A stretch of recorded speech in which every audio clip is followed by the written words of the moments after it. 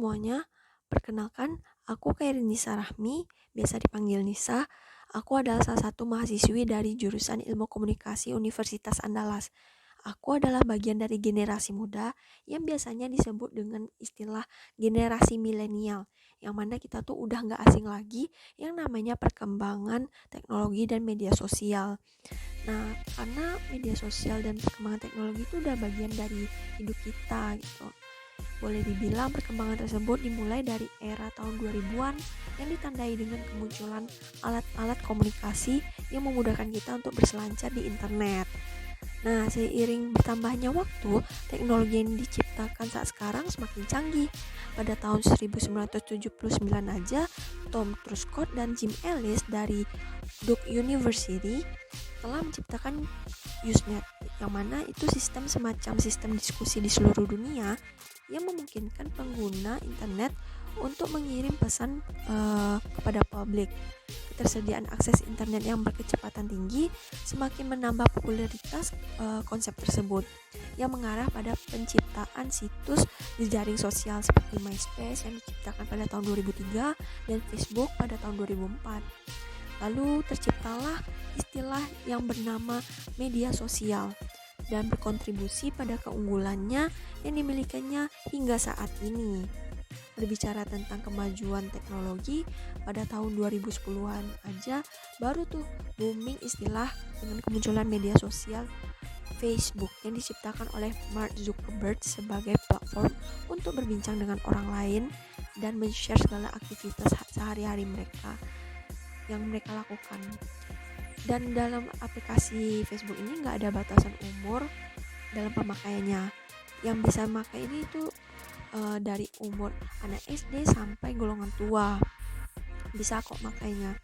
Oleh sebab itu kita tahu bahwasanya apa saja yang sedang terjadi pada orang tersebut yang orang kita ikuti di akun tersebut melalui status dan postingan yang mereka unggah gitu. Terus pada masa-masa orang-orang tuh masih menggunakan Facebook, sangat minim mereka tuh mempunyai kesadaran akan privasi dalam bermain media sosial, yang dikarenakan apa aja yang terjadi pada diri mereka atau aktivitas mereka selalu mengunggahnya dan memudahkan orang untuk mengambil kesempatan dalam membuat kejahatan kepada diri kita. Tapi masyarakat dunia maya sekarang itu udah lebih peka terhadap privasi dan keamanan dalam bermain media sosial, sudah lebih peka. Tapi tidak menutup kemungkinan kalau mereka itu juga bisa rentan terhadap kejahatan-kejahatan yang kita tidak ketahui. Misalnya kayak dia tuh mengumbar masalah yang dia hadapi atau dia alami dan atau mendapat keberuntungan dan mereka posting di media sosial secara tidak langsung. Mereka itu kayak mengundang kejahatan juga gitu. Orang bakal lihat dia ternyata lagi sedih atau lagi apa.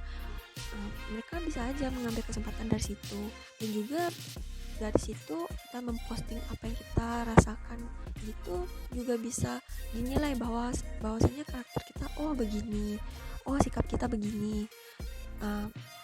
Dan menurut hasil survei Center of Strategic and International Studies pada Agustus 2017 menyebutkan juga 54,3% generasi milenial tuh menggunakan media online setiap harinya. Sebanyak 81,7% generasi milenial menggunakan Facebook. Terus 70,3% menggunakan WhatsApp dan 54,7% menggunakan Instagram. Yang mana ini menjadikan peran media sosial itu sangat krusial untuk mempersuasi dan sekaligus juga memberikan kerentanan pada generasi milenial. Intinya dalam bermain media sosial itu bagaikan pisau bermata dua, yang mana dalam waktu bersamaan itu bisa memberikan keuntungan dan kerugian. Contohnya aja kasus dalam bermain media sosial ini adalah yang tanpa menjaga privasi dan keamanannya itu, yang dikutip dari berita oknews.com ya, yang dikeluarkan pada hari Selasa tanggal 9 Juni 2020, yang mana itu berawal dari kenalan di medsos. Jadi gadis ABG ini dilecehkan bergilir selama 2 hari, yang mana menurut pengakuan korban itu awalnya dia diajak kenalan, terus diajak ketemuan, dan lalu diajak ke rumah kos si cowok tersebut. Dan mereka pas ketika sampai di rumah kos itu langsung terjadilah kejadian yang tidak diinginkan tersebut. Nah, dari kasus ini kita bisa belajar bahwasannya menggunakan media sosial tuh haruslah bijak gitu, harus menjaga privasi kita. Nggak semuanya kita harus terbuka pada orang lain, dan kita tuh harus menerapkan kepada diri kita tuh bahwasanya prinsip privasi dan menjaga keamanan dalam bermedia sosial itu sangat penting, karena bisa saja data-data kita tuh dicuri dan disalahgunakan sama pihak-pihak yang lain. Oleh karena itu juga menerapkan privasi kepada akun media sosial kita tuh juga bisa mengurangi risiko hal-hal yang tidak kita inginkan terjadi.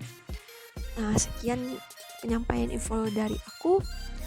Jika banyak kekurangan dan kesalahan dalam kata-kata, mohon dimaafkan ya, karena aku hanyalah seorang manusia biasa yang bergelimbangan dengan kesalahan.